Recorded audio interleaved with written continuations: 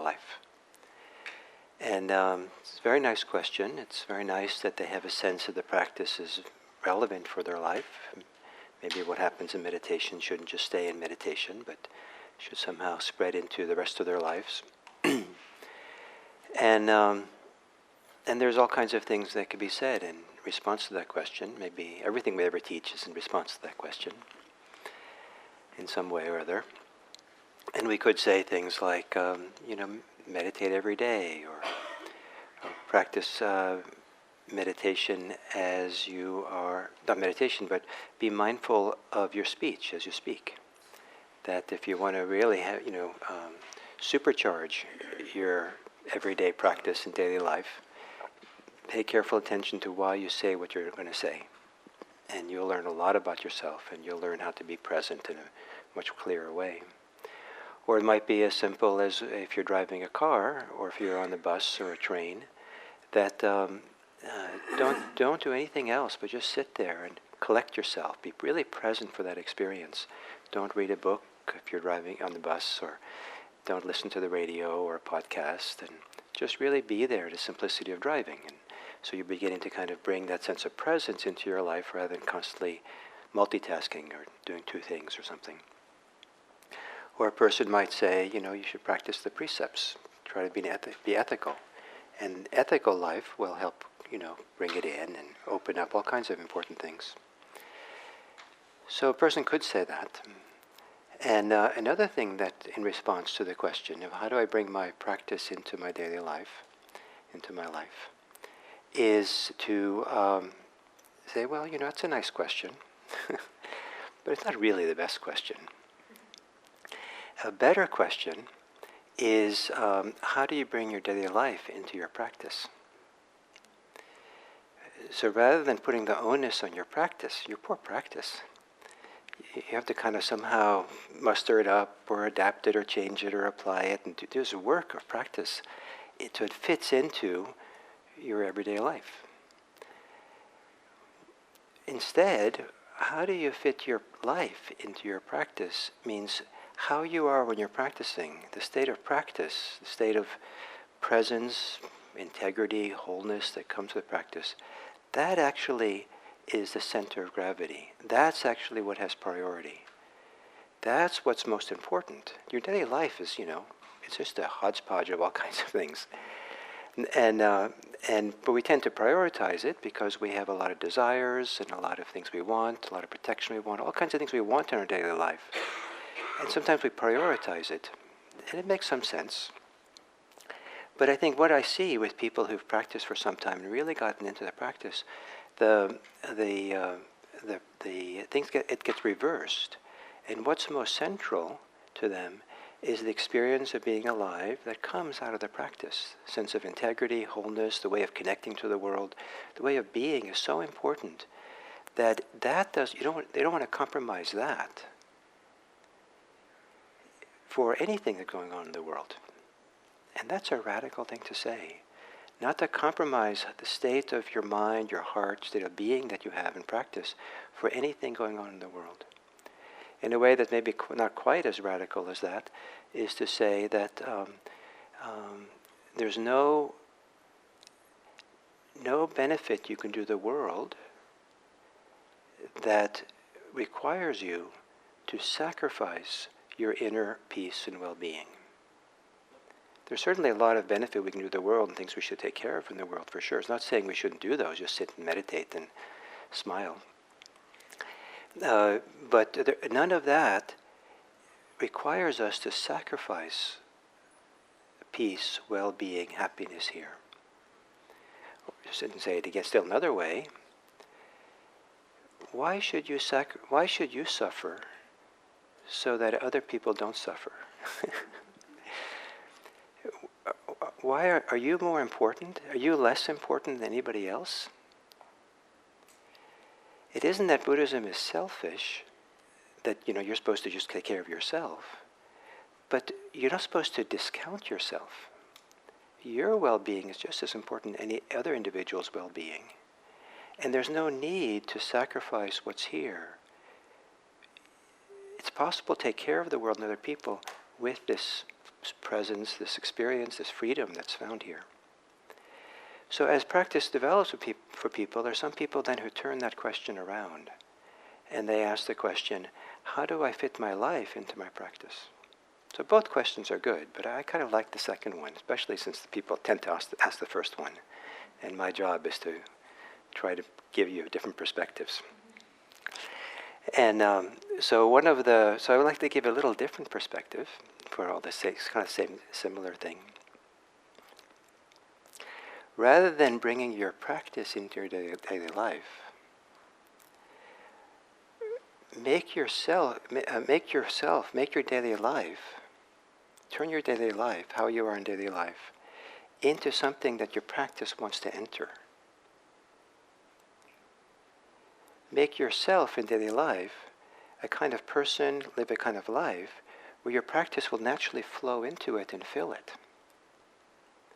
So then now the onus is on you, not the practice. The onus is on how do you live your life?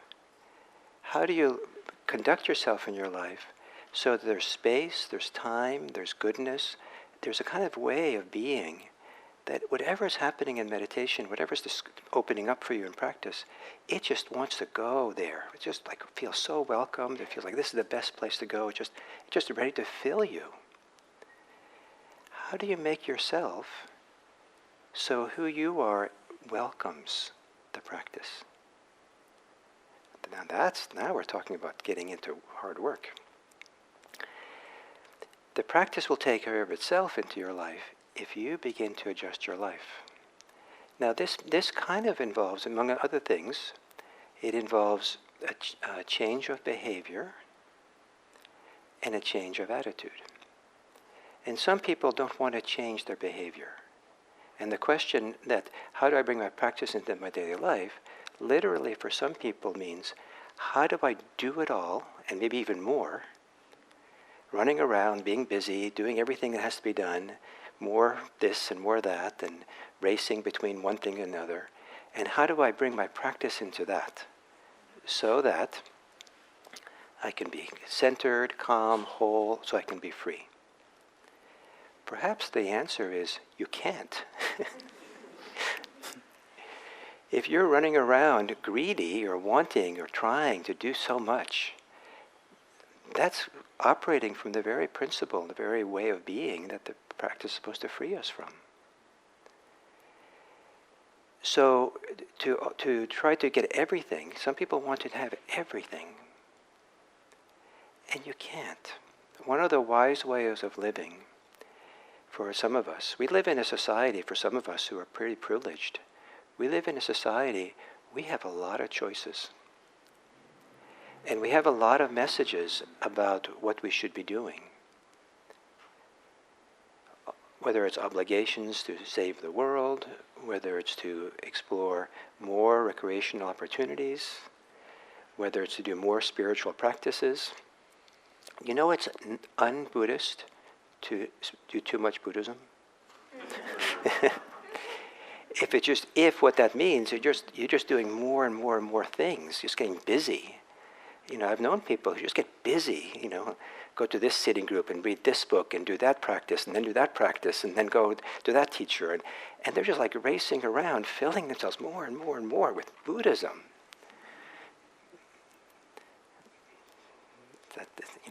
Too much Buddhism is non-Buddhist.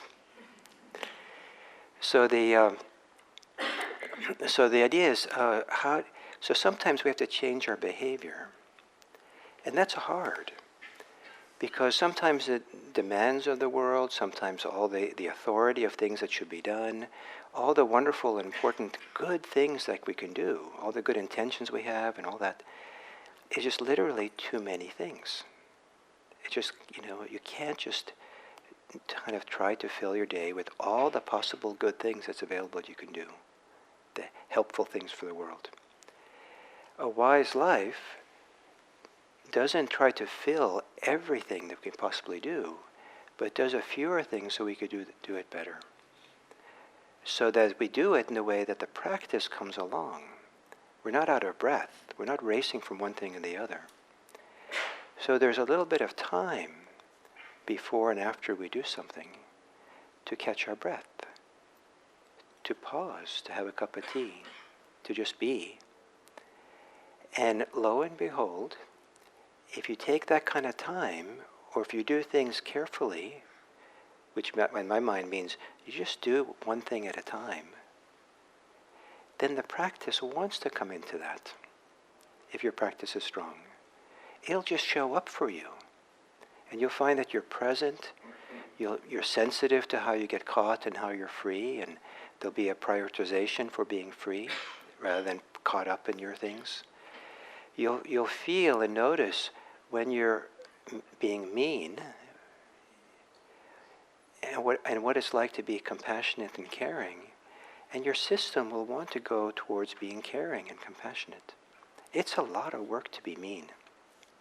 It's a drag if you really pay attention to it. Your system really doesn't want to do that if you really take the time. But if you're harried and running around and busy, and it's can be quite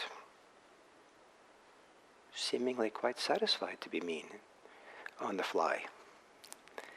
And that's maybe why people do it. But to settle down and be present and relaxed, of course you'll be different.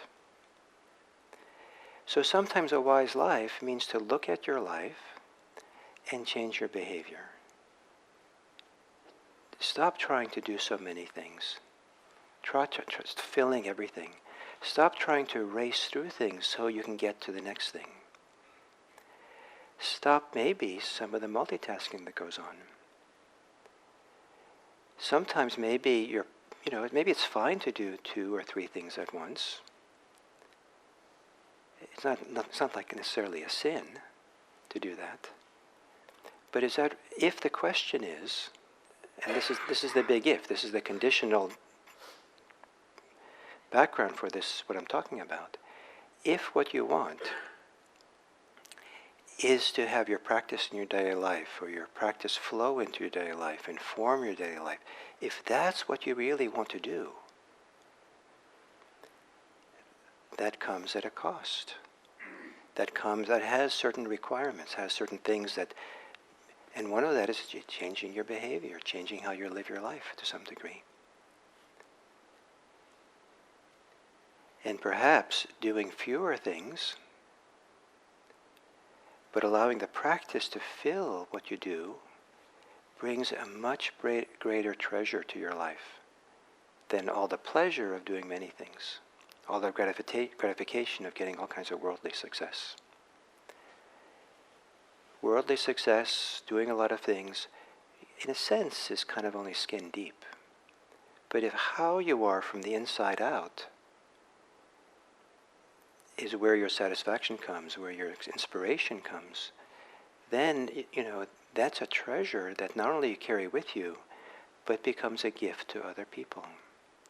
For people to encounter someone who knows how to be happy and at peace with themselves and be engaged in the world that way, that shows everyone, that's possible. I thought I just had to kind of be out of breath to kind of have some kind of success. And you've probably met people, I've met people who, when they're somewhere 45 years old, 55 years old, they think, wait a minute, there's no end to this pattern I'm in, that there's always something next. I have to get that. Recently I met someone who had a very successful life, not financially, but very successful in certain enterprise. Actually doing a lot of good for other people, kind of a activism role. And she said that in my kind of activism, most people don't have much success. But I had a fair amount of success and became a little bit of a superstar in my little domain. But at some point I realized I wasn't happy. And I was just shocked. And if this didn't make me happy, and I had success, where was my happiness going to come from?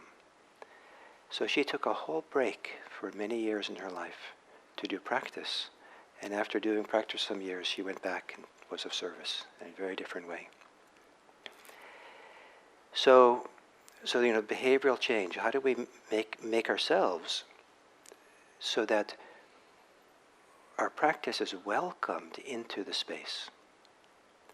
I love it that this is a little bit of, a twist of the ancient epitaph or the title of the Buddha. Some of you know him. He's the Tathagata, the thus come one. Kind of strange name. He was reluctant to identify himself in the identities and that were common in his time, or have some kind of identity, or take things personally in a certain way. So he had these titles for himself that kind of shattered the usual kind of identifications that people lived with in his time. And one of them was the Sugata. And gata can mean to come, like to arrive, and su can mean good or well. So the welcome one.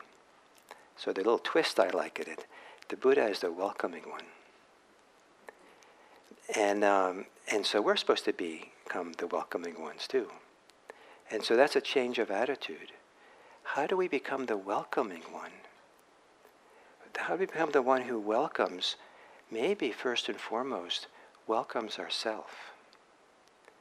Have you ever been really felt welcomed by someone? I had a grandmother and a great-grandmother actually, both of them, who I felt so welcomed by. I felt so loved and cared for and not imposed on, and it was just like this field of goodness to sit with these two women. And sometimes I would just sit with them, just to be with them. And my great-grandmother in particular, she didn't talk much. But she was like, radiant. It was like darshan sitting with her. And really felt welcomed.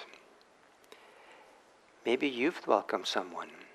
Maybe it's second nature for you if some lover, some family member, some wonderful benefactor you've had over your lifetime that comes to see you, that you're welcoming for them. Maybe they come over to your house, and for them, you clean your house. For them, you make sure that there's some nice things to offer them. Some nice tea, some nice lunch, something like you maybe even take a shower before they come. You wouldn't still be in your pajamas. And maybe for them, not only that, but you would, maybe you would even kind of, be refreshed and make sure you were kind of not harried and just out of breath. You arrive just at your door just before, 30 seconds before they come there. You'd be prepared for them. You'd be welcoming them. So this idea of this attitude of welcoming that allows the practice to flow into you, can you welcome yourself in the same way? Can you have an attitude of welcoming to yourself? And what would it take to be welcoming? For some people, it means not being so critical, not being at war with oneself, not feel that some of the things we did in the past are unacceptable, that we have to hate ourselves for it, or we have to feel a tremendous weight of the guilt. Or not to feel that somehow how we are on the inside is wrong. It might not be right, but it doesn't have to be wrong. Be welcoming to this too. Be welcoming to this too. When I was, when we were young, I wasn't young, but young parents, we had, my kids were, my son was maybe, I don't know if these kids were talking yet. They were sort of pretty young, maybe a year and a half or something, or a year and 9 months. And they had play dates with different kids. And there was one kid who had this issue of biting and hitting other kids.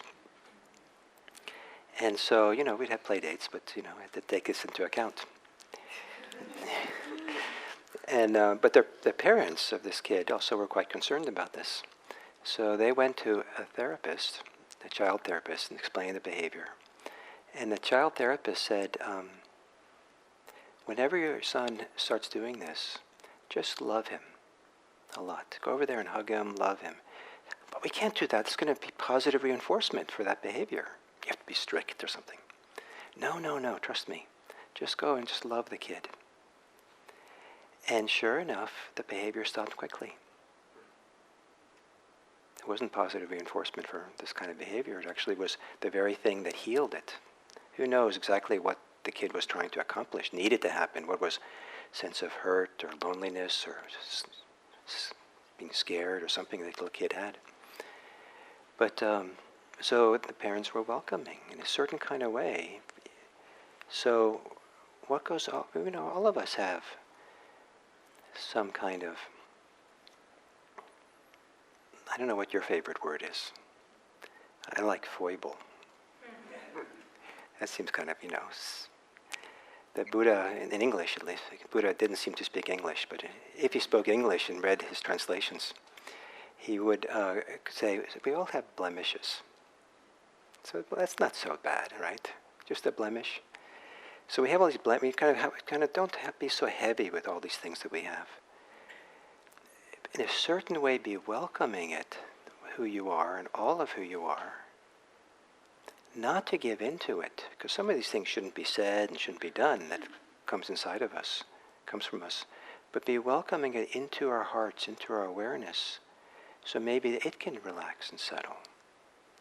So that the underlying kind of hurt, the underlying wound that we carry, gets met and held and relaxes. How do we welcome so that we don't see anything about ourselves as being wrong, but allows something to flow and move and heal within us? So this is being a welcoming one. To be a welcoming one for ourselves will translate directly to being a better welcoming person for other people. To be able to do the same thing for others. And when we meet people who are difficult, rather than feeling that, shutting down, the art of learning to step forward and open up and welcome them. Many people don't have that ability, never had models for that, or maybe had good reasons in their lives not to do that because they've been hurt and harmed, betrayed. But how do we learn how to stay safe and welcoming to all things? Be welcoming here. And develop the street smarts to do that. We start, I would like to say, with ourselves. And as we learn this welcome, what do we do in our daily life? How do we live our daily life? Not only so there's a little more time and space, but so how we walk through our daily life. We're living a way, we're creating a daily life that is welcoming. Welcoming of our practice, welcoming of our goodness, welcoming of the freedom and the compassion, the love, the care, the integrity that we can find inside of ourselves. Where mindfulness just wants to come, rather than mindfulness being work, mindfulness becomes more our natural expression. It's just who we are. We're aware, we're attentive, the awareness is there. So instead of asking the question, how do I bring my practice into daily life? How do you make your daily life be welcoming for your practice? How do you do the equivalent in your life of cleaning your house, taking a shower, putting on nice clothes,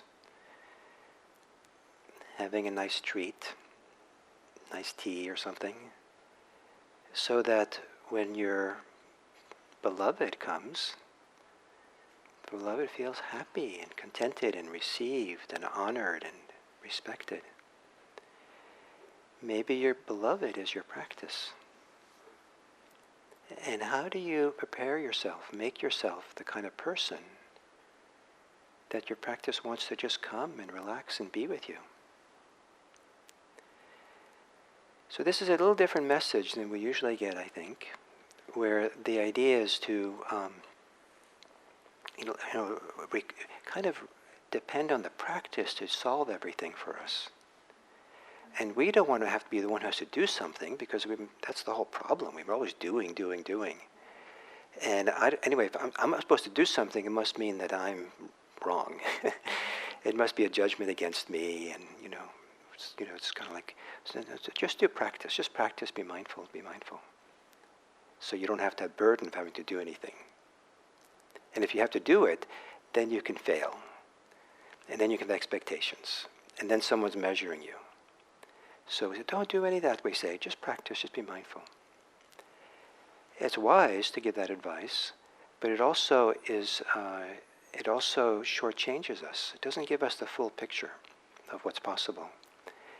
And I would like to suggest today that a wise Buddhist life is a life where we give thought, concern, reflection at the macro level of our life, what we're doing in our life, our behavior in our life, the activities we do, and the attitudes with which we do them. And in a reasonable way, consciously, intentionally, try to change some of those. Some of it can be quite small.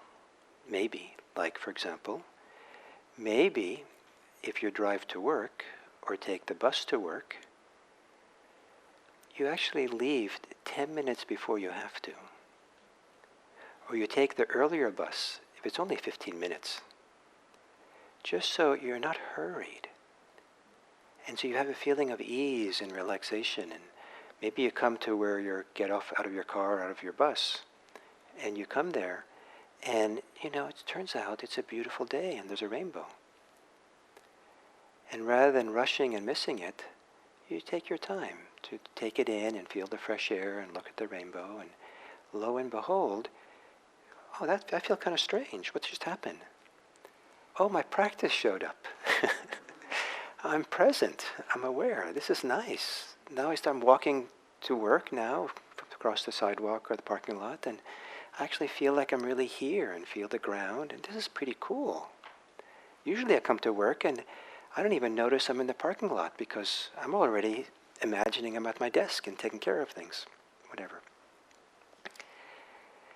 So to give thought, so that's an example of something very simple you can do. Just simply give yourself a little more time in order to do things so there's more space for the practice to show up.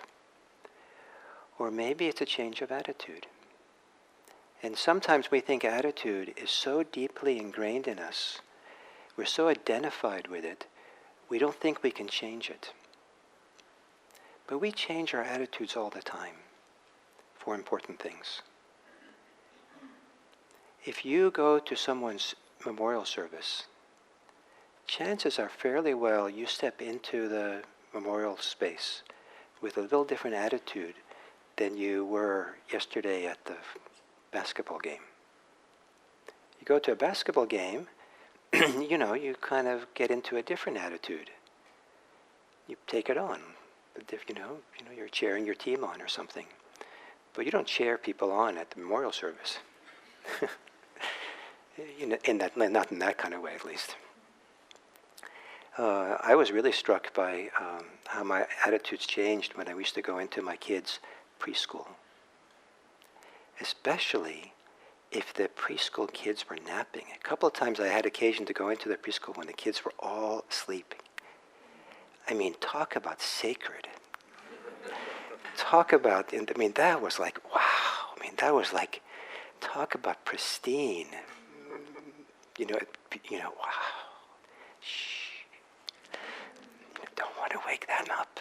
It's just like so good. It's like the embodiment of goodness. 20, 3-year-olds sleeping. Boy, did I change my attitude quickly. We can change our attitude to some degree. We can't do it necessarily well or all the time, but the welcoming attitude is we welcome even when we don't do it well. We don't make it a burden or criticize ourselves. And stop the war, stop the criticism. Be willing to be welcoming even of what is difficult inside of you, what's uncomfortable. Be welcoming. So as you do this practice, some of you here today might be pretty new to all of it. So I want to warn you, there's a real risk that if you get into this meditation practice and you discover something really good inside, something that teaches you that you're actually good, there's something wonderful way of being in the world, that you might, with that reference point, it might occur to you, I think I might have to change my life a little bit. That's the risk. Watch out. So those are my thoughts today. We can take maybe 5 or 6 minutes or something if anyone wants to protest. Gil? Yes? Also welcome people to the tea. I forgot. Oh, there's a tea. Oh, okay. Well, let's take 5 minutes now. If you have any questions or comments about what I said or testimonials about it or...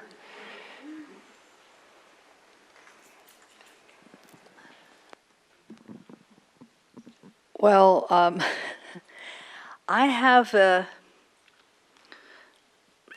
foible where I cannot be on time. It doesn't matter. I'll get up a half hour earlier. Yeah. No, I will find distractions and things to do, and I will be walking out the door late. Now, when I walk out the door late, I don't rush.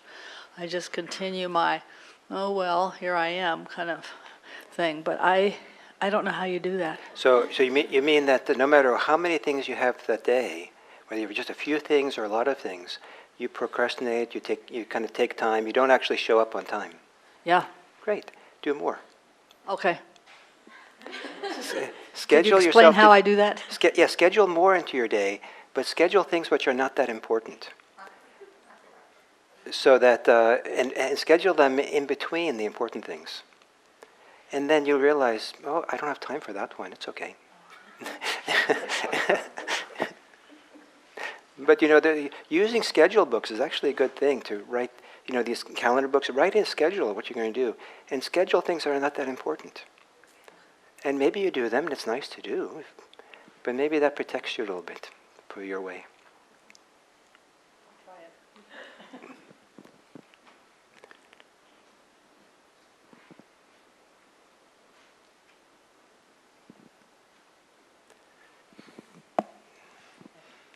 Oh.